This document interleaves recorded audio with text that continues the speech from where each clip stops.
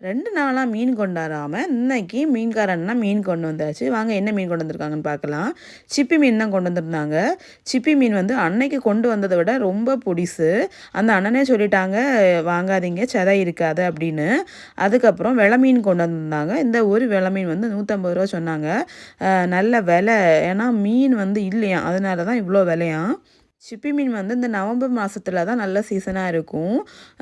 Season வந்து முடிய போகுது அப்படின்னு சொன்னாங்க. அதனால தான் சதை இல்ல அப்படின்னு சொன்னாங்க.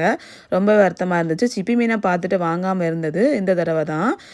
சீசன் முடிய கொஞ்ச நாள் தான் இருக்கு. இந்த சீசன் முடியதுக்குள்ளாவே சிப்பி மீன பார்த்தீங்கன்னா, வாங்கி சாப்பிட்ருங்க. ஏன்னா டேஸ்ட் அவ்வளோ இருக்கும். இதெல்லாம் சீசன் ஃபுட்டு தான்.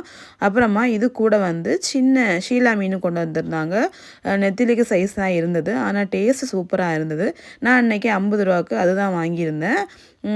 50க்கு ஷீலா மீன் பரவால்ல. பொரிச்சா சூப்பரா இருக்கும்.